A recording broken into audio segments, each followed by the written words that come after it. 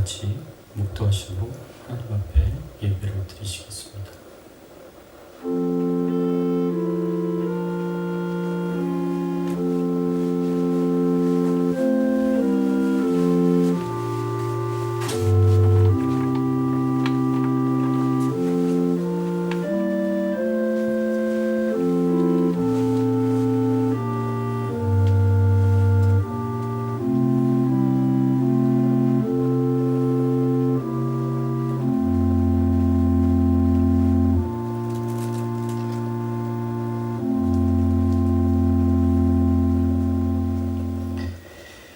그러나 나의 종도 이스라엘아, 내가 택한 야곱아,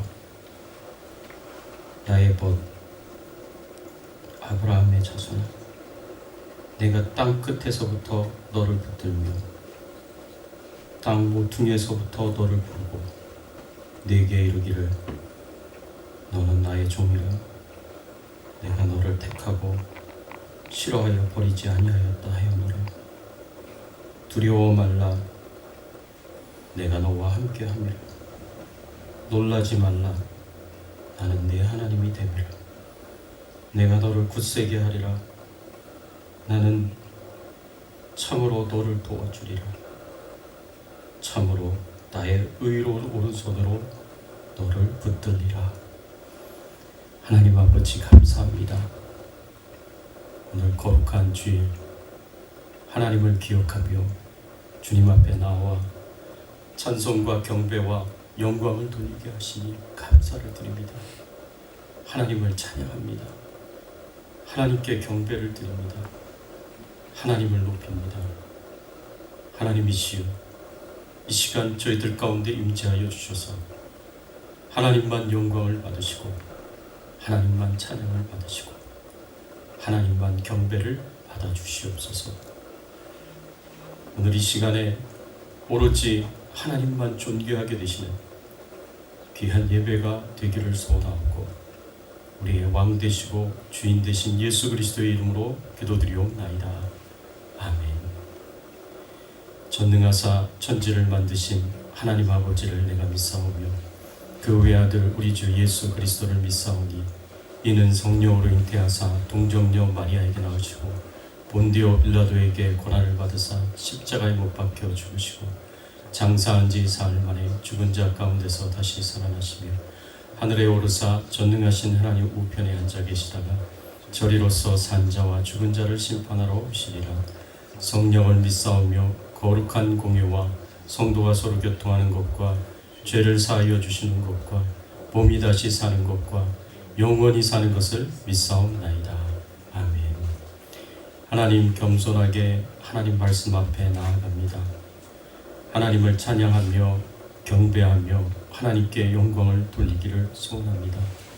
오늘도 저희들에게 말씀하여 주시고 주의 뜻이 무엇인지 분별하여 깨닫게 하시고 주의 뜻대로 순종하며 살아갈 수 있는 저희들의 신앙의 삶이 되게 하여 주시옵소서. 감사드리옵고 예수 그리스도의 이름으로 기도드리옵나이다. 아멘.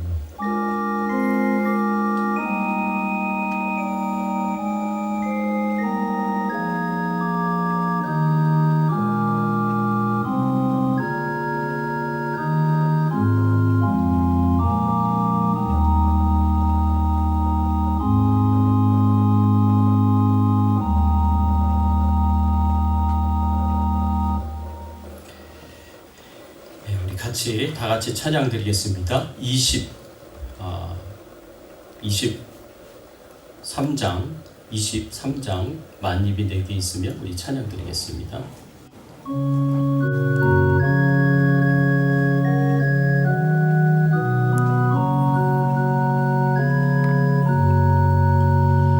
만입이 4개 있으면 그 입 다 가지고 내 구주 주시는 종을 늘 찬송하겠네.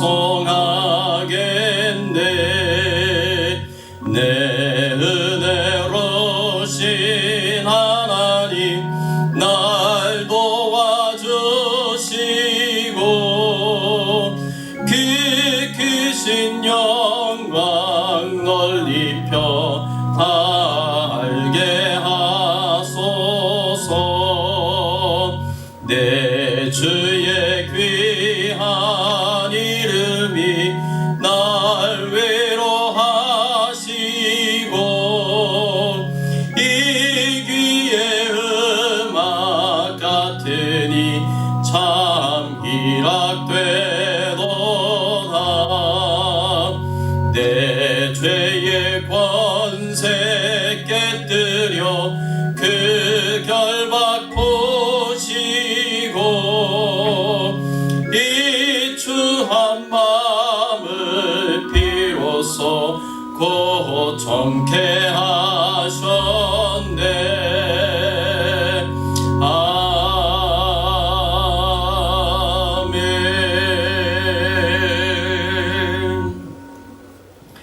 이 시간 우리 함께 은혜 나눌 말씀은 시편 23편 1절에서 6절까지의 말씀입니다. 시편 23편 1절에서 6절까지의 말씀, 우리가 너무나 잘 알고 있는 말씀입니다. 주보 하나만 가져다 주시면 좋겠습니다.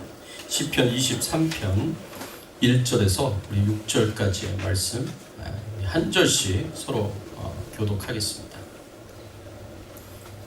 1절에서 6절까지의 말씀 한 절씩 교독합니다. 제가 1절 말씀 봉독해 올립니다. 여러분 2절 말씀 봉독해 주십시오. 여호와는 나의 목자시니 내게 부족함이 없으리로다. 누이시며 쉴만한 물가로 인도하시는도다. 내 영혼을 소생시키시고 자기 이름을 위하여 의의 길로 인도하시는도다. 내가 사망의 음침한 골짜기로 다닐지라도 해를 두려워하지 않을 것은 주께서 나와 함께 하심이라. 주의 지팡이와 막대기가 나를 안위하시나이다. 주께서 내 원수의 목전에서 내게 상을 차려주시고 기름을 내 머리에 부으셨으니 내 잔이 넘치나이다. 내 평생의 선하심과 인자하심이 반드시 나를 따르리니 내가 여호와의 집에 영원히 살리로다. 아멘. 사랑하는 성도 여러분, 요새 얼마나 힘들고 그런 어려운 삶을 살고 계십니까? 요새 같은 위기의 때에 우리의 삶을 돌보시고 또 지키시는 우리 하나님께 깊은 감사의 말씀을 드립니다. 그리고 여러분들도 참 고생과 수고가 많으십니다. 바라옵기는 하나님의 은혜로 이 어려움이 속히 그렇게 지나가기를 간절히 바라옵고 또 기도합니다. 그런데 전 세계에 함께 위기를 겪는 이런 상황 가운데서 우리 믿는 자들이 어떻게 행동해야 하겠습니까? 우리가 가지고 있는 하나님에 대한 믿음은 어떻게 드러나고 나타나야 하겠습니까? 오늘 본문의 말씀을 통해서 우리가 가져야 하는 믿음은 위기의 때에 우리가 가져야 하는 믿음은 우리는 하나님께서 하나님의 백성들을 지키시고 보호하신다라는 이 믿음을 가져야 합니다. 오늘 본문 4절의 말씀에 보면 다윗은 하나님께서 하나님의 자녀들인 우리를 지키시고 보호하신다는 것에 분명한 믿음과 또 신뢰를 가지고 있었다라는 것을 우리가 알 수가 있습니다. 우리 4절 말씀 다 같이 한번 읽어볼까요? 함께 한번 읽어보겠습니다. 내가 사망의 음침한 골짜기로 다닐지라도 해를 두려워하지 않을 것은 주께서 나와 함께 하심이라. 주의 지팡이와 막대기가 나를 안위하시나이다. 다윗이 위기의 때에 하나님을 향하여 가지고 있었던 믿음이 바로 여기에 나옵니다. 하나님께서 나를 지키시고 보호하시고 돌보시다라는 믿음을 여기서 볼 수가 있습니다. 여러분, 이스라엘 땅의 여름철에는요, 목자들이 양들을 이끌고 산꼭대기로 올라갑니다. 목자들이 양들을 이끌고 산꼭대기에 올라가면 거기에 푸른 초장이 쫙 깔려 있습니다. 그래서 이 양들을 이끌고 목자들이 여름철에 산꼭대기로 올라가는데, 산으로 올라갈 때 반드시 산속에 있는 골짜기를 지나가게 되어 있습니다. 특별히 산이 높으면 높을수록 이 골짜기는 더 깊게 마련입니다. 그래서 높은 산에 깊은 골짜기를 지나갈 때 그때 사방에 절벽이 있어서 그 골짜기가 컴컴하게 되는 그런 경험들을 종종 하게 됩니다. 그런데 그 골짜기를 지날 때 목자들은 항상 조심해야 됩니다. 왜냐하면 거기에 항상 위기가 있기 때문에 그렇습니다. 어떤 위기가 있느냐? 갑작스럽게 비가 내려서 골짜기에 흐르는 시냇물이 넘치게 되는 그런 위험도 겪게 되고요. 때로도 높은 산이기 때문에 산꼭대기에 눈이 쌓여 있는데 눈사태가 일어나는 경우도 있게 되고요.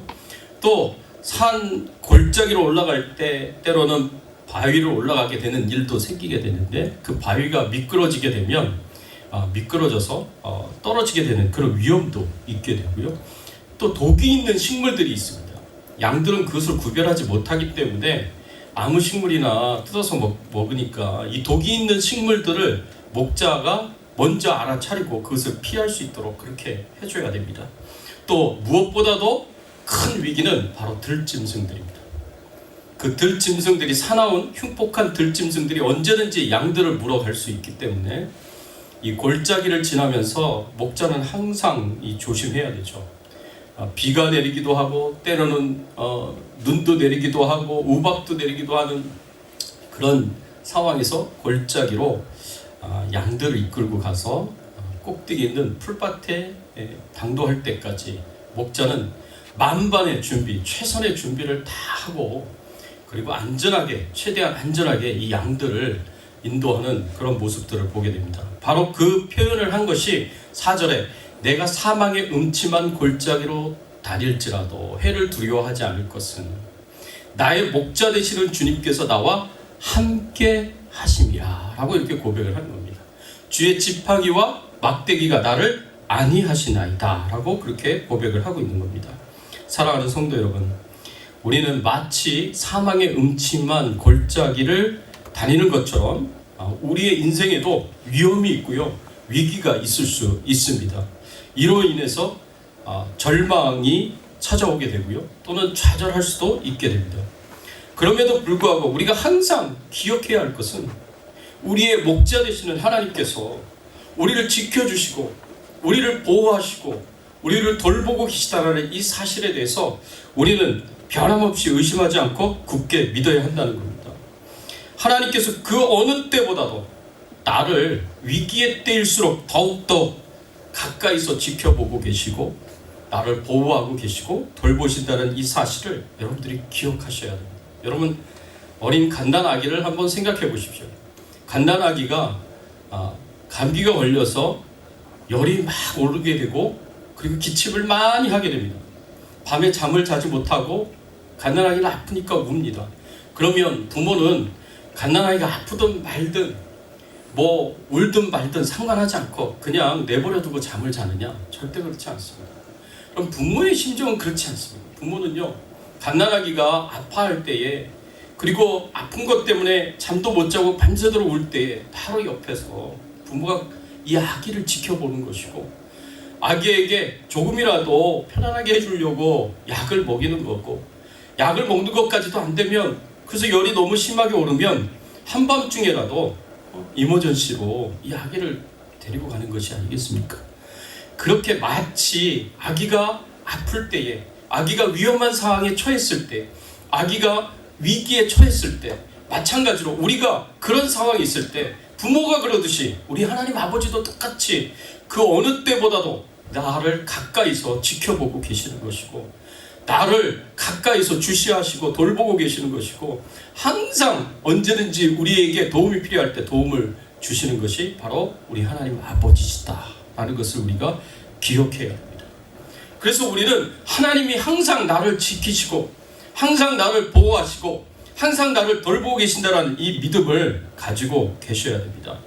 그래서 이런 위기의 때에 사망의 음침한 골짜기를 지나갈 수 있도록 우리를 도우시고 우리를 인도하신다라는 것을 여러분들이 굳게 믿으시고요. 그리고 이러한 때에 우리의 믿음이 어떻게 나타나야 되는가, 어떤 모습으로 어떤 행동으로 나타나야 되는가, 오늘 말씀을 통해서 우리가 함께 살펴보기를 원합니다. 첫 번째로 우리의 믿음은요, 두려워하는 것이 아니라 조심하는 것으로 나타나야 합니다. 목자는 음침한 골짜기와 사망의 이 음침한 골짜기가 사망의 골짜기가 될 수 있음을 너무나 잘 알고 있습니다. 이 골짜기를 지날 때 갖가지 어려움과 위험이 도사리고 있다는 것을 목자는 너무나 잘 알고 있습니다. 그런데 위기가 있다고 해서, 그 어려움이 있다고 해서, 위험이 도사리고 있다고 해서 목자가 양들을 데리고 푸른 초장이 있는 저 풀밭으로 가지 않고 피해서 도망가느냐? 그렇지 않습니다. 목자는 그런 위기가 있다는 걸 알면서도 불구하고, 그런 위험이 있다는 것을 알면서도 불구하고 최대한의 만반의 준비를 다 하면서 조심스럽게 한 걸음 한 걸음 이 양들을 끌고 저 푸른 풀밭까지 그렇게 인도합니다. 절대 포기하지 않습니다. 마찬가지로 예수님께서도요, 어떤 환경 속에서도 예수님을 향하여 하나님이 나를 지키시고 보호하신다는 이 믿음, 예수님이 나를 지키시고 보호하신다는 이 믿음을 끝까지 포기하지 않고 끝까지 붙잡고 믿으라고 우리에게 가르쳐 주시고 교훈해 주십니다. 이에 대해서 예수님께서 베드로와 제자들에게 주신 교훈의 말씀이 있습니다. 한 번은요, 예수님이 바다 위를 걸어가시는데 갈릴리 바다 한가운데서 폭풍우를 만나서 밤새도록 고생하였던 그 제자들에게 한밤중에 바다 위를 걸어서 나타나십니다. 그 모습을 본 제자들 중에 베드로가 예수님에게 나도 이 바다 위를 걸어서 예수님에게로 갈 수 있도록 해달라고 용기를 내서 예수님에게 요청을 합니다. 그랬더니 예수님께서 그 요청을 허락을 해주시죠. 여러분, 마태복음 14장 28절 말씀에 보면 이런 말씀이 있습니다. 같이 한번 읽어볼까요? 함께 읽겠습니다. 베드로가 대답하여 이르되 주여, 만일 주님이시거든 나를 명하사 물 위로 오라 하소서. 여러분, 베드로가요 굉장히 큰 믿음과 용기를 가지고 있었던 겁니다. 예수님이 바다 위를 걸어가실 수 있다면, 예수님께서 허락하시기만 하신다면, 예수님께서 도와주시기만 하신다면, 예수님께서 그 크신 능력으로 역사만 해주신다면 나도 바다 위를 걸어갈 수 있을 것이다 라는 이런 믿음을 베드로가 가지고 있었던 것입니다. 그래서 예수님이 허락을 하셔서 또 큰 능력으로 역사하셔서 베드로가 바다 위를 걸어서 예수님 앞에로 가게 되는데, 이 큰 믿음을 갖고 용기를 가지고 걸어가는 그 한 걸음 한 걸음에 장애가 생겼습니다. 방해가 생겼어요. 그 장애가 뭐였느냐면 바람이었습니다. 거센 바람이었습니다. 거센 바람이 샥 불고 그 바람 때문에 파도가 높이 치게 되는 그런 일들이 일어나니까 바람을 보고, 그 파도를 보고 베드로의 마음속에 두려움이 생겼어요. 그래가지고 두려움이 생기는 순간 베드로가 바닷속으로 빠져들어가기 시작합니다. 그때 베드로가 예수님을 찾습니다. 뭐라고 찾냐면 마태복음 14장 30절 말씀에 보니까 바람을 보고 무서워 빠져가는지라 소리질러 이르되 주여 나를 구원하소서, 주여 나를 구원하소서. 예수님을 향하여 외치니까 예수님께서 얼른 오셔서 베드로의 손을 잡아서 다시 일으키시며 바닷속 빠져가는 베드로를 꺼내시며 구원해 주시며 이런 말씀을 하셨어요. 마태복음 14장 31절 말씀에 보면 예수께서 즉시 손을 내밀어 그를 붙잡으시며 이르시되 믿음이 적은 자여 왜 의심하였느냐 하시고, 예수님께서 베드로를 향하여 믿음이 적은 자여 왜 의심하였느냐 라고 이렇게 말씀을 하십니다. 책망하시는 거죠. 여러분, 베드로는요 큰 믿음이 있었어요. 그 믿음 때문에 용기도 있었어요. 내가 예수님이 도와주시기만 하신다면, 예수님이 역사만 해주신다면 나도 바다 위를 걸어서 예수님께로 갈 수 있다라는 이런 믿음을 갖고 있었습니다. 그런데 바람을 보는 그 순간 두려움이 생겨서 바닷속으로 빠져들어갔습니다.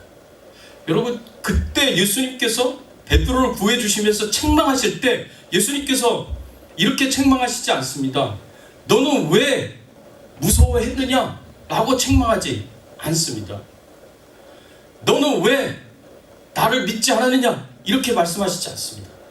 예수님께서 책망하실 때 어떻게 책망하셨느냐? 너는 왜 의심하였느냐? 라고 책망을 하십니다. 예수님께서 왜 의심하였다고 베드로를 책망하셨을까요? 여러분, 그 순간 베드로는요 자신이 자신에게 몰아쳐오는 저 바람을 보고 파도를 보고 베드로가 내가 이 순간 그 순간에 내가 과연 살아남을 수 있을까? 내가 과연 살 수 있을까? 라는 두려움이 생겼어요. 그런 마음이 생겼어요. 여러분, 이거는 예수님에 대한 믿음이 순간적으로 의심이 생긴 거예요. 예수님이 나를 과연 건져주실 수 있을까? 예수님이 과연 나를 끝까지 이 바다 위를 걸어가도록 그렇게 인도해 주실 수 있을까? 라는 의미가 바로 그 안에 담겨져 있는 거예요.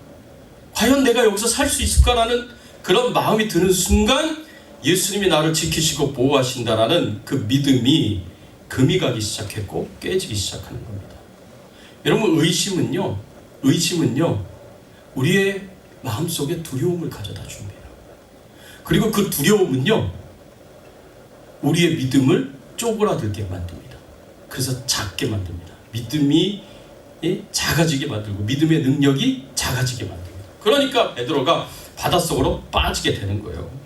여러분, 위기 앞에서 많은 그리스도인들이요 믿음으로 반응하지 못합니다.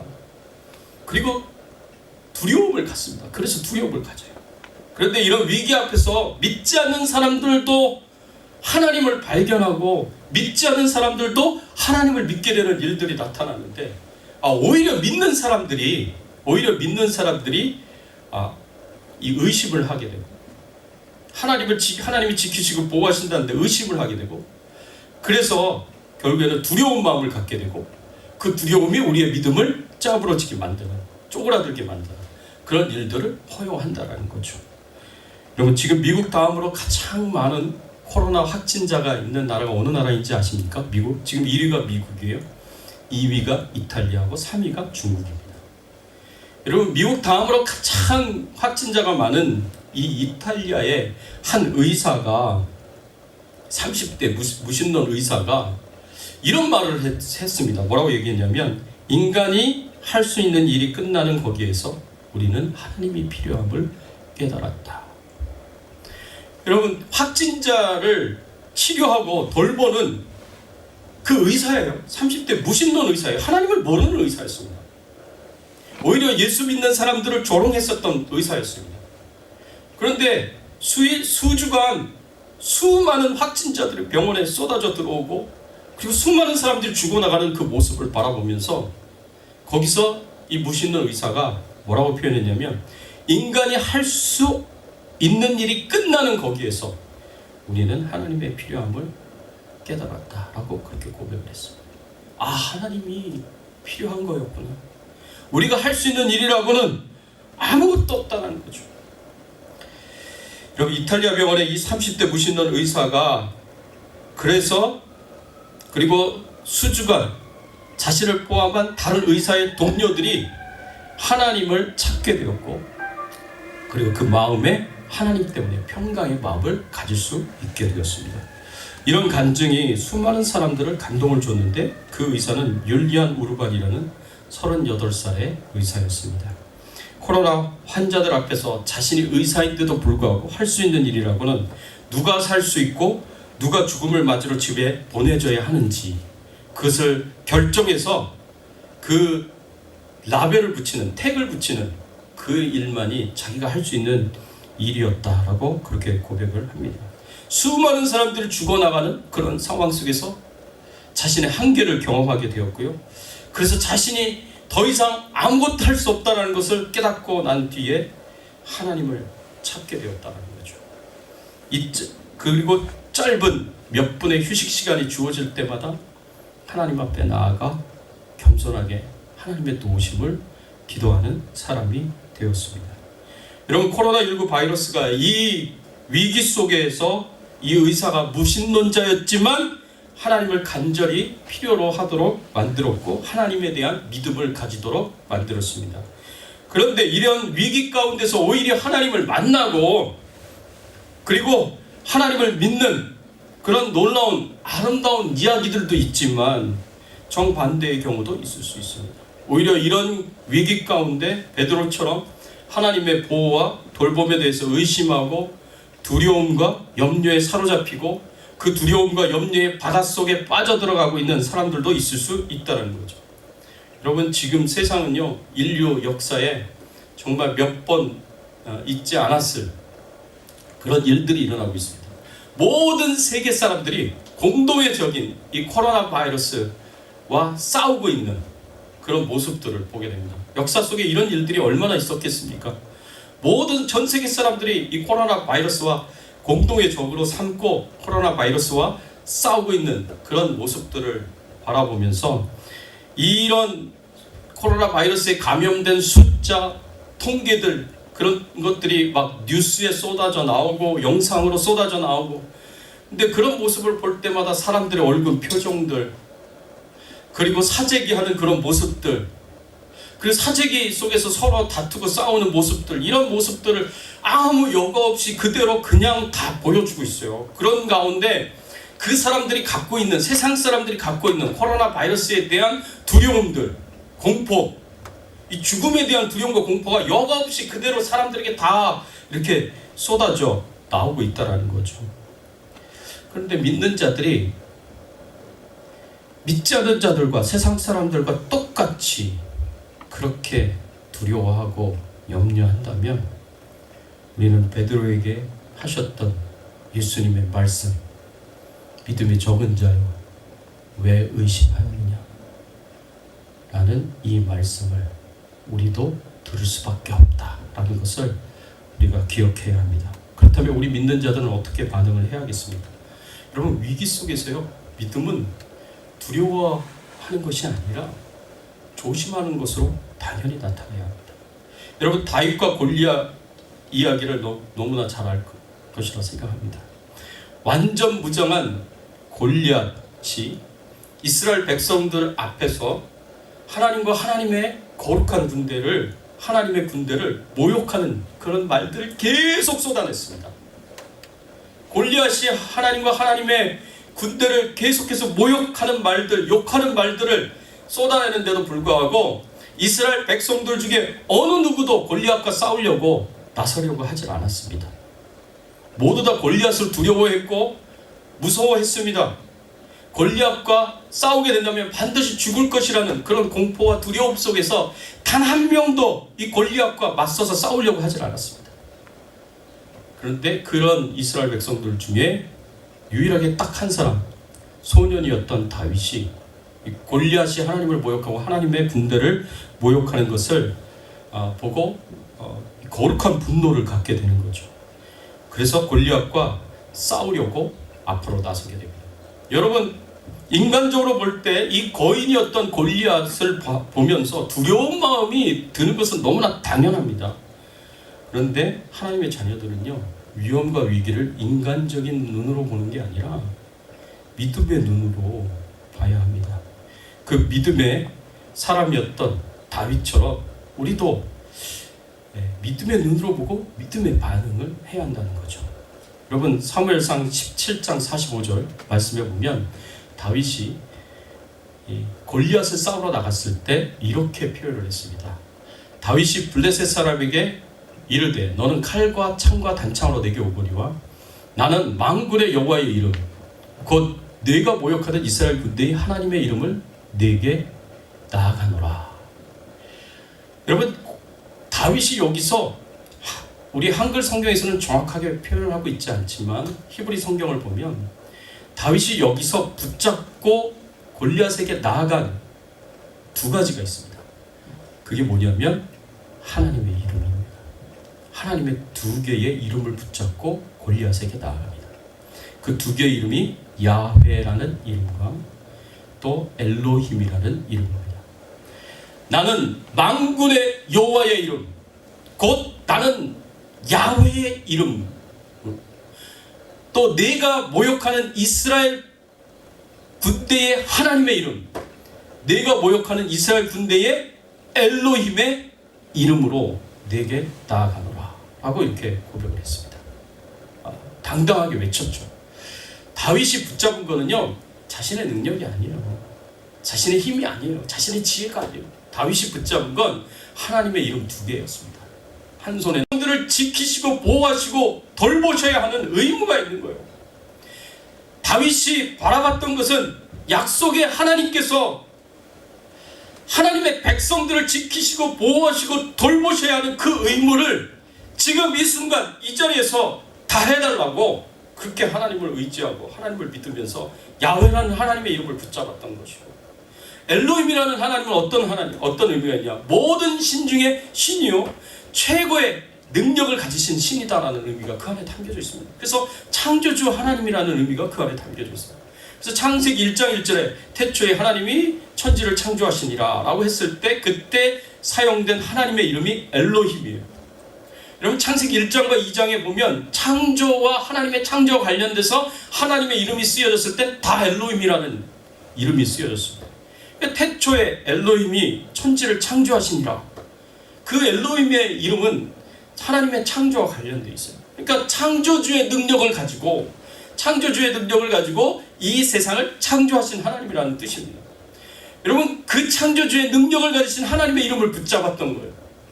여러분 이 우주 모든 만물을 창조하신 하나님의 능력이시라면 못하실 게 없는 거예요. 그렇지 않습니까? 그 하나님의 능력으로 못하실 게 뭐가 있어요? 골리앗 하나 이기는 건 아무것도 아니죠. 하나님의 능력으로 하나님의 백성들을 지키시고 보호하시고 돌보셔야 하는 의무를 가지신 야훼 하나님의 이름을 붙잡고 이 우주 모든 만물을 창조하신 창조주 하나님의 능력을 붙잡고 엘로힘의 하나님을 붙잡고 그렇게 골리앗에게 나아갔기 때문에 다윗은 이길 수밖에 없었던 것입니다. 여러분 그렇다고 다윗이 무모해 보이는 용기만 가지고 있었던 것이 아니었습니다. 나름대로 다윗은 굉장히 신중하게 조심하였습니다. 우선 자신이 사울이 주는 갑옷을 거절했어요. 여러분 다윗이 골리앗과 싸우러 나가겠다고 했을 때 자신이 입고 있었던 이 갑옷을 다윗에게 줍니다. 근데 다윗이 그래서 입어봤더니 커요. 자기는 소년이라 몸집이 좀 작을 거 아니에요. 커요. 그리고 무거운 거예요. 그러니까 이 크고 무거운 거추장스러운 이 갑옷을 입고 골리앗에게 나가면 안 되겠다고 생각하고, 그러면 자기의 민첩성이 줄어들게 되니까, 민첩성에 어려움이 생기게 되니까 갑옷을 거절합니다. 그리고 골리앗과 같이 굉장히 큰 단창과 그 커다란 무거운 칼을 들고 골리앗과 싸우려고 하질 않습니다. 왜냐하면 그 무거운 걸 들고 다니면 또 자기가 민첩하게 움직일 수가 없으니까. 최대한 자신의 민첩함을 살리면서, 그러면서 자기에게 익숙한 병기, 목자 생활을 하면서 자기에게 익숙했던 병기, 나무 막대기 하나하고 그 다음에 물맷돌 5개를 준비를 해서 골리앗 앞에 서게 되는 거예요. 여러분 이렇게 다윗이 한 행동이 별 볼 일 없어 보이지만 다윗은 나름대로 자신의 민첩성, 거인의 그 무거운 갑옷과 무거운 무기로 무장한 그 둔해 보이는 골리앗과 싸우기 위해서는 자신은 민첩해야 된다, 자신의 민첩성을 최대한 살려야 한다라는 그런 생각과, 그리고 자기에게 익숙하지 않은 무거운 무기를 들고 그렇게 힘들게 싸우기보다는 자기에게 익숙한 이 나무 막대기 하나와 물맷돌 5개 딱 준비하면서 이걸로 싸우겠다고 했었던 데에는 굉장히 신중하게 생각을 하고 조심스럽게 생각을 하고, 그리고 나름대로 가장 최고의 준비를 해서 이 골리앗과 나아가서 싸웠던 것입니다. 그래서 결국에는 필승을 위한 가장 주의 깊고 신중한 조심스러운 전략으로 결국에는 골리앗을 싸워서 승리를 하게 되었습니다. 거기에는 당연히 야훼 하나님의 역사가 있었고 당연히 엘로힘 하나님의 능력의 역사가 있었다라는 것을 우리가 생각해 볼 수가 있습니다. 여러분 코로나19 바이러스가 창궐하는 이때에 세상 사람들은 모두 다 두려움에 떨고 있습니다. 혹시 내가 전염되지 않을까 하는 두려움과 근심으로 초조해 하고 있습니다. 방송에 나오는 사람들, 신문에 글을 쓰는 사람들의 표정과 말투에서 벌써 우리는 두려움과 근심을 읽을 수가 있습니다. 이러할 때 우리 믿는 자들은 어떻게 반응을 해야 하겠습니까? 우리가 두려워하거나 근심을 한다면 우리는 벌써 베드로처럼 의심의 마음이 드는 것이고, 이것은 우리의 믿음을 쪼그라뜨려서 바다에 빠뜨리게 만드는 그런 결과를 가져오게 될 것입니다. 하나님을 믿는 우리가 코로나19 바이러스를 두려워해서는 안 됩니다. 단지 조심해야 할 뿐입니다. 최대한 집 밖에 나가지 말고 마스크 쓰고 손 세정제 쓰고 사람들과 사회적 거리 6피트 거리를 두는 이런 조심스러운 그런 마음을 가지고 우리가 할 수 있는 것은 다 할 수 있지만, 그렇다고 해서 세상 사람들처럼 코로나 바이러스에 대해서 두려움을 가지고 공포를 가지고 그렇게 대하는 것은 믿는 자들이 가져야 할 반응이 아니라는 거죠. 여러분, 우리가 두려워할 대상은요 정말 하나님밖에 없습니다. 사람의 생명을 주관하는 것은 코로나19 바이러스가 아닙니다. 바로 하나님이시다라는 것을 우리가 기억해야 돼요. 내 생명을 주관하는 것은 코로나19 바이러스가 아니에요. 의사의 손도 아니에요. 내 생명을 주관하시는 분은 하나님 한 분밖에 없습니다. 하나님이 내가 살고 죽는 것을 결정하시는 분이에요. 하나님께서 내가 죽는 시기를 결정하시는 분이십니다. 하나님께서 살리려고 하시는데 코로나19 바이러스가 나를 죽일 수가 없어요. 하나님의 뜻은 나를 살리시는 건데 코로나 바이러스가 나를 죽일 수가 없다니까요.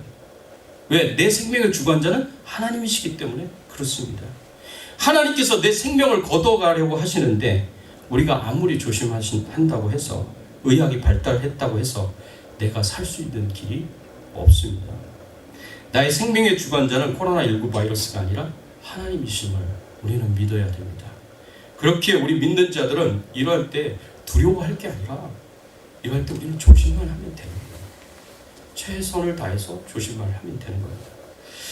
두 번째로 우리가 가져야 될 믿음은요, 피하는 것이 아니라 끝까지 최선을 다하는 것으로 나타나야 합니다.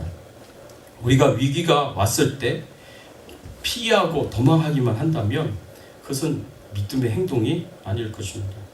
하나님의 보호하심과 하나님의 돌보심을 믿는 그리스도인들이라면 위기에 빠졌을 때, 또 위기가 왔을 때 그 안에서 최선을 다하는 행동을 해야 한다는 거죠. 때로는 그것이 문제를 해결하기 위해 노력하는 모습으로, 그것이 아니라면 하나님께 간절하게 기도하고 하나님의 도우심을 구하는 모습으로 나타나야 합니다. 여러분, 만일 이번과 같은 코로나19 바이러스가 왔을 때 피하고 도망하기만 한다면 절대 문제가 해결되지 않을 것입니다. 모든 사람들이 다 피하기만 하고 모든 사람들이 다 도망하기만 한다면 제일 먼저 피하고 제일 먼저 도망해야 될 사람들이 누구냐? 코로나19 바이러스와 싸우는 의사들과 간호사들일 겁니다.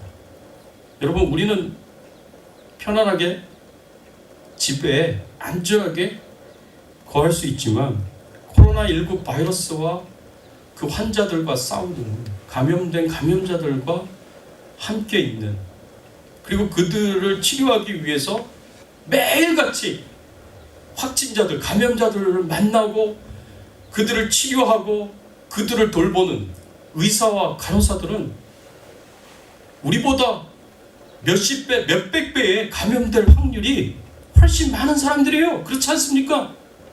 직접 감염자들을 대하는 사람들인데, 매일매일 접촉하는 사람들인데 안 그렇겠습니까? 여러분, 이런 위기를 그냥 피하기만 하고 도망가기만 해야 된다면 제일 먼저 도망가야 할 사람들이 그 사람들이에요. 왜? 누구보다도 몇십 배, 몇백 배로 감염될 가능성이 더 높은 사람들이 바로 그런 사람들이기 때문에 그렇습니다. 그런데 여러분, 다 그렇게 도망하면 누가 코로나 바이러스 감염자들을 치료할 것입니까? 누가 이 문제를 해결하겠습니까? 다 도망만 다닌다면, 다 피하기만 한다면.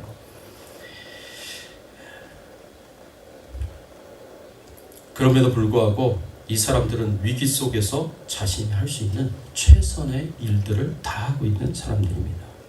많은 믿지 않은 사람들도 이런 위기 속에서 자신이 해야 할 최선의 노력들을 다 기울이고 있습니다. 그렇다면 하나님의 보호와 돌보심을 믿는 우리들은 이 위기 속에서 어떻게 행동해야 하겠습니까? 우리가 하나님을 사랑하고 이웃을 사랑해야 하는 사람으로서 내가 해야 할 최선의 일들이 무엇인가를 한번 생각해 보시라는 거죠. 에스라서 8장 21절에서 23절 말씀에 보면 위기의 상황에서 에스라가 백성들과 함께 금식 기도하는 것을 볼 수가 있습니다. 제가 에스라서 8장 21절에서 23절 말씀 읽어드리겠습니다. 그때에 내가 아와 강가에서 금식을 선포하고 우리 하나님 앞에서 스스로 겸비하여 우리와 우리 어린아이와 모든 소유를 위하여 평탄한 길을 그에게 간구하였으니 이는 우리가 전에 왕에게 아뢰기를 우리 하나님의 손은 자기를 찾는 모든 자에게 선을 베푸시고 자기를 배반하는 모든 자에게 권능과 진노를 내리신다 하였으므로 길에서 적군을 막고 우리를 도울 보병과 마병을 왕에게 구하기를 부끄러워하였습니다. 그러므로 우리가 이를 위하여 금식하며 우리 하나님께 간구하였더니 그의 응낙하심을 입었느니라. 여러분, 이스라엘 백성들이 바벨론의 포로 생활을 하고 또 하나님이 정하신 기한에 이스라엘 백성들이 다시 이스라엘 땅으로 귀환을 했습니다. 돌아왔습니다. 그로부터 오랜 기간이 들어서 두 번째로 이스라엘 백성들이 이스라엘 땅으로 돌아오는 그때에 이 페르시아 땅에서 이스라엘의 예루살렘으로 돌아오는 그 먼 길을 가야 되는데 그 먼 길을 가는 동안 그 당시 때 아닥사스다 왕이 그 돌아가는 걸 허락을 해줬는데 그때 그 왕에게 에스라가 그 두 번째로 돌아가는 그 귀환을 앞장서서 이끌었던 그 지도자였던 에스라가 그 왕에게 우리가 좀 안전하게 갈 수 있도록 군대를 좀 보내주십시오. 군대의 보호를 받을 수 있도록 해주십시오라고 요청할 수 있었습니다. 근데 학사 에스라가 그렇게 하질 않았어요. 왜 하질 않았느냐? 학사 에스라가 평소에 왕에게 계속해서 가르쳤고 강조했었던 것이 뭐냐? 여러분 22절 말씀에 보았듯이 하나님의 손은 자기를 찾는 모든 자에게 선을 베푸시는 분이시다. 하나님은 우리가 기도하고 간구했을 때 우리의 기도를 들어주시는 분이시다. 우리의 기도에 선한 응답을 주시는 분이시다 라고 그렇게 강조를 해왔거든요. 그렇게 가르쳐왔거든요. 그렇게 전해왔거든요. 그런데 이런 위기의 때에 정말 이 두 번째로 귀환하는 이 이스라엘 백성들을 이끌고 예루살렘도로 돌아가는 그 길에 얼마나 많은 위험들이 있었겠습니까? 강도의 위험도 있었고요. 그리고 도적들도 있었겠고요. 많은 위협들이 있겠지만 오늘날처럼 그렇게 여행을 할 때 시큐리티가 보장이 되는, 안전이 보장이 되는 그런 사회가 아니었습니다. 얼마든지 강도를 만날 수 있고 얼마든지 도적들을 만날 수 있고 얼마든지 수많은 위험들을 만날 수 있는 그때에 에스라가 왕에게 그렇게 말을 해놓고서 왕에게 군대를 요청을 하면 그동안 자기가 하나님에 대해서 하나님의 백성들을 지키시고 보호하시고 돌보시는 분이시라고 백성들의 기도에 응답을 주시는 분이시라고 그렇게 가르쳐 왔는데 그런데 지금 와서 군대를 요청을 해버리면 그러면 그거는 이제 하나님을 부끄럽게 만드는 것이 될 수 있겠다라는 생각에서 군대를 요청하지 못한 거야. 안 한 거야. 그래서 그 위험이 도사리는 곳에 거기에 1000km나 떨어진 그 곳에서 1000km를 여행을 해야 되고 심지어는 5개월 동안 여행을 해야 되는 그런데 1499명의 이스라엘 백성들을 데리고 귀환하는 그런 과정 중에 겪게 되는 그 어려움을 생각하면서 그런 고난을 생각하면서 학사 에스라가 이스라엘 백성들과 한 일이 있었습니다. 그게 뭐였냐면 금식하며 기도하는 일이었습니다. 금식하며 하나님께 기도하는 거예요. 하나님, 저희들이 군대의 보호를 받지도 못하고 저희들끼리 이 1499명, 1500명에 해당되는 이 사람들이 고향 땅 이스라엘 예루살렘 성전으로 가게 되는데 하나님 이 길을 안전하게 지켜주십시오. 이 길을 안전하게 보호해 주십시오. 하고 이렇게 간절하게 사모하면서 금식하며 하나님 앞에 기도를 드렸습니다. 한 걸음 한 걸음을 발을 띄면서 모든 이스라엘 백성들과 함께 간절하게 금식하면서 기도하는 일이 최선의 일이었습니다. 그 외에는 할 수 있는 일이 아무것도 없었어요. 그랬더니 어떤 결과가 주어졌느냐? 에스라서 8장 31절 말씀해 보니까 이렇게 말씀하고 있습니다. 첫째 달 12일에 우리가 아하와 강을 떠나 예루살렘으로 갈새 우리 하나님의 손이 우리를 도우사 대적과 길에 매복한 자의 손에서 건지신지라 라고 이렇게 말씀하고 있습니다. 그 1000km를 걸어서 오는데 5개월 동안 걸어서 오는데 그 중에 누가 있었어요? 대적이 있었어요. 누가 있었어요? 길에서 매복한 자가 있었습니다. 얼마든지 이 학사 에스라와 이스라엘 백성들에게 해를 끼치고 그리고 상하게 만들 수 있는 그런 위험과 위기가 도사리고 있었지만 어떻게 했습니까? 우리 하나님의 손이 우리를 도우사 대적과 길을 매복한 자의 손에서 건지셨다 라고 그렇게 말씀하고 있습니다. 하나님께서 지키시고 보호해 주시고 건져 주셨습니다. 학사 에스라와 이스라엘 백성들이 할 수 있는 최선의 일이라고는 금식하며 기도하는 일밖에 없었습니다. 그런데 그 금식의 기도가 하나님의 기적을 이끌었습니다. 하나님이 기적을 일으키셔서 에스라와 이스라엘이 머리털 하나 상하지 않고 무사히 예루살렘까지 도착할 수 있도록 그렇게 지켜주셨고 보호해 주셨습니다. 사랑하는 성도 여러분, 우리는 어떻습니까? 우리는 코로나19 바이러스 감염의 위기 속에서 우리는 어떤 최선의 노력을 하고 있습니까? 우리가 할 수 있는 최선은 무엇일까요? 아까 무신론자였지만 코로나19 바이러스를 경험하면서 하나님을 믿게 된 그 의사 이야기를 제가 드렸습니다. 그런데 이 의사가, 이 동료들이 무신론자들이었는데 믿음을 가질 수 있도록 영향을 끼쳤던 한 사람이 있었습니다. 그것은 코로나19 바이러스에 감염이 돼서 병원에 들어오신 75세의 한 목사님이 있었습니다. 이분이 어떤 이유로 감염이 됐는지는 모르겠지만 이분이 병원에 입원하셨을 때 성경책을 가지고 들어오셨어요. 근데 이분도 호흡기를 끼고 그리고 호흡기에 그 도움을 받아가지고 간신히 숨을 쉬어야 되는 폐에 문제가 심각한 그런 분이셨는데 그런데도 불구하고 죽어가는 그 감염자들의 손을 붙잡으시면서 이 목사님이 그들에게 성경을 읽어주고 그들에게 말씀으로 위로해주고 천국에 대한 소망을 주고 그들을 위해서 간절히 기도해줬습니다.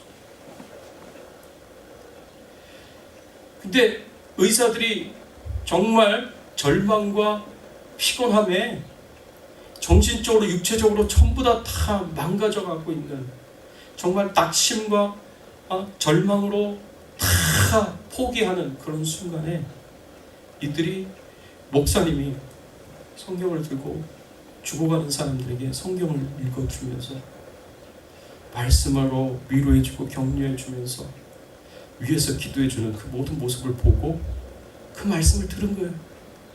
의사들도 들은 거예요. 그리고 마음속에 평안을 갖게 됐습니다. 그분의 그 말씀을 통해서 그분의 그 기도를 통해서 마음속에 평안을 갖게 된 거예요.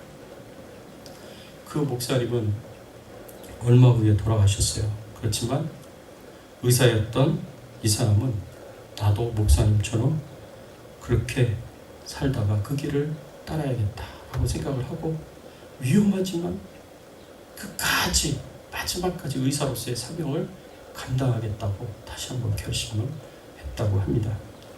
여러분, 위기 속에서 믿음의 사람이 돼서 최선을 다하는 의사가 되었던 것처럼 우리도 믿음의 사람으로서 이 위기 가운데 최선의 삶을 살아가야 되는 거예요. 최선을 다하는 삶을 살아가야 돼요.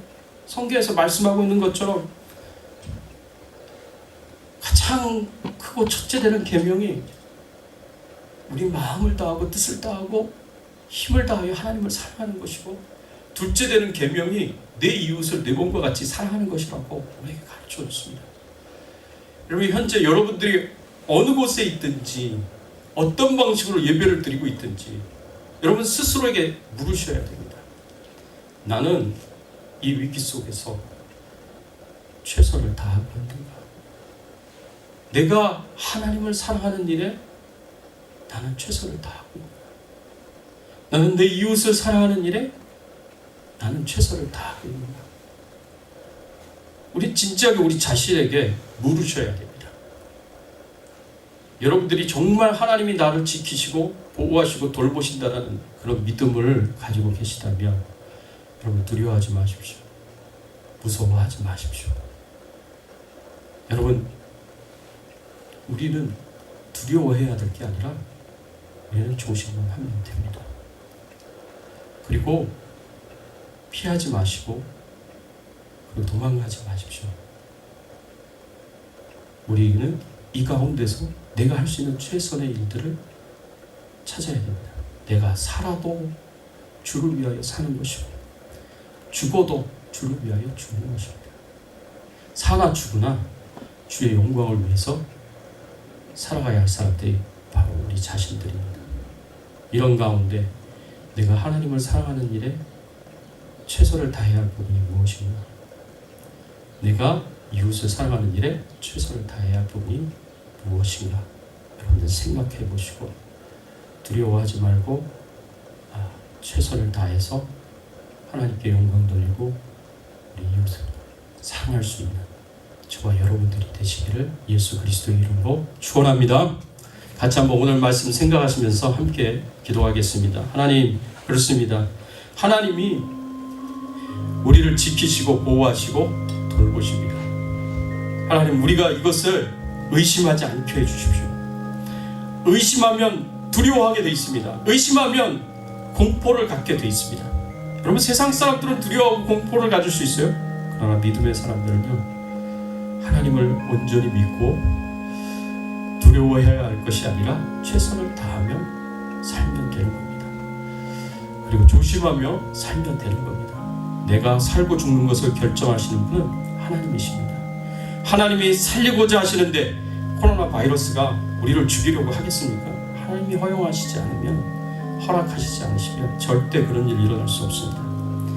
우리는 조심해야 되고 우리는 최선을 다해야 됩니다. 이 가운데 내가 어떻게 하는 것이 하나님을 사랑하는 일에 최선을 다하는 건지, 내 이웃을 사랑하는 일에 최선을 다해야 되는 건지, 하나님 주시는 음성을 우리가 듣기를 원합니다. 하나님 알게 하시고 깨닫게 하시고, 무엇보다도 가장 최전선에서 싸우는 우리 의사와 간호사들, 그리고 수많은 돕는 자들, 하나님 불쌍히 여기시고 긍휼히 여기시고 그들을 지켜달라고, 보호해달라고 여러분 기도해 주시고, 우리 가족들뿐만 아니라 우리 교회 그리고 성도님들까지 하나님 눈동자같이 지켜주시고 보호해달라고 기도해 주시고, 이 가운데 우리가 하나님을 어떻게 사랑해야 될지, 이웃을 어떻게 사랑해야 될지 알게 해달라고 여러분 기도하시고 행할 수 있도록 도와달라고 우리 같이 한번 통성으로 함께 기도하겠습니다. 하나님 아버지, 감사합니다. 오늘 주여 말씀을 통하여서 우리가 어떻게 위기 가운데서 우리가 가지고 있는 이 믿음이 나타나져야 될 것인지 하나님 알게 하시고 깨닫게 하여 주시니 감사합니다. 그렇습니다. 하나님은 우리를 지키시는 분이십니다. 하나님은 우리를 돌보시는 분이십니다. 하나님은 우리를 보호하시는 분이십니다.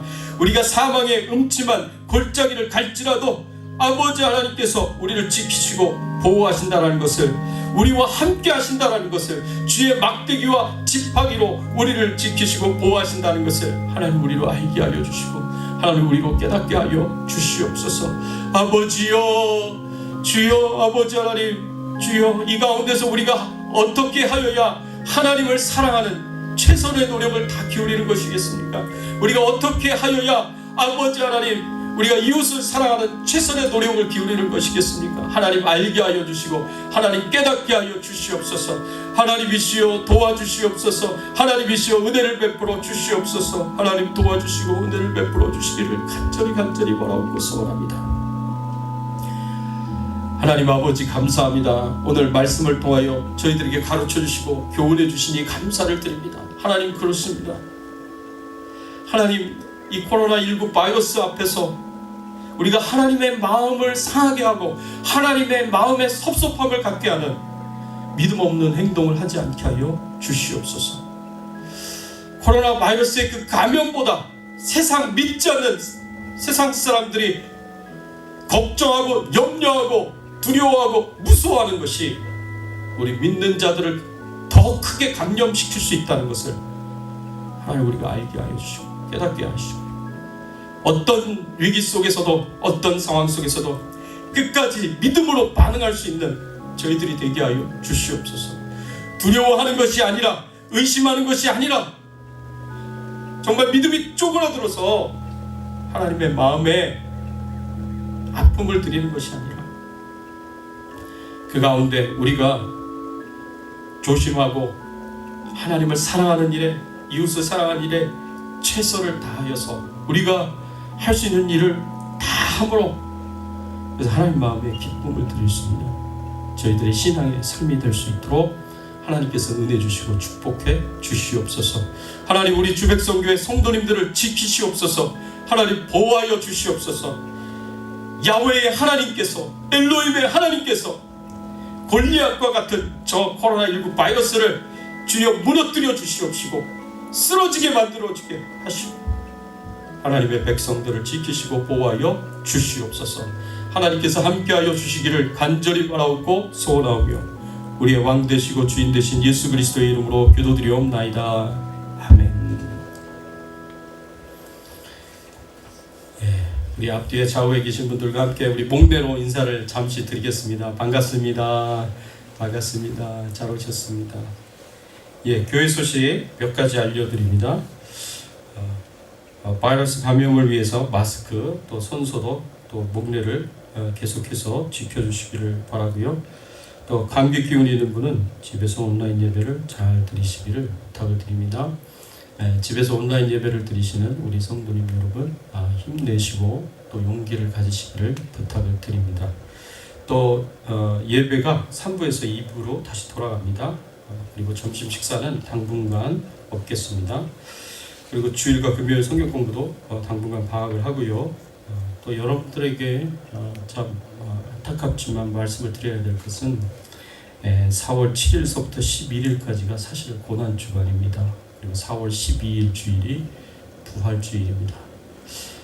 바라옵고 소원하는 것은 그 전에 이 문제가 다 잘 해결되기를 바라고 소원하고 기도하지만 지금 상황이 그렇게 좋게 낙관적으로 볼 수 있는 상황은 아닌 것 같습니다. 그래서 혹시 여러분들이 집에서 예배를 드리시게 된다고 할지라도, 온라인 예배를 드리신다고 할지라도 고난주간 주님의 고난을 깊이 묵상하시고, 또 부활주일 예배를 여러분들이 마음으로라도 참여를 잘 해주셔서 우리가 하나님 앞에 잘 준비된 예배로 그렇게 드릴 수 있었으면 제일 좋겠지만, 그렇지 못하는 상황 가운데 우리가 할 수 있는 최선을 또 다 해야 되는 거잖아요. 오늘 말씀처럼 그렇게 열심히 노력하시고 애를 써주셨으면 좋겠습니다. 우리 같이 한번 찬양 드리겠습니다. 196장 성령의 은사를 우리 찬양 드리면요.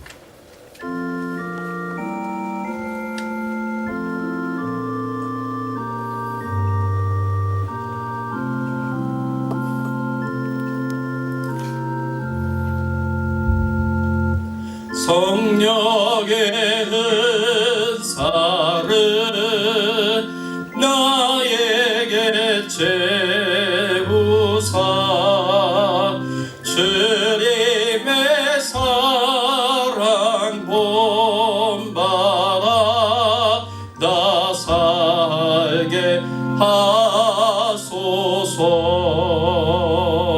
성령의 나에게 채우사 정결한 마음 가지고 나 행케 하소서. 성령의 은사를 나에게 채우사 더러운 세상 담요 귀 다 태워 주소서. 은사를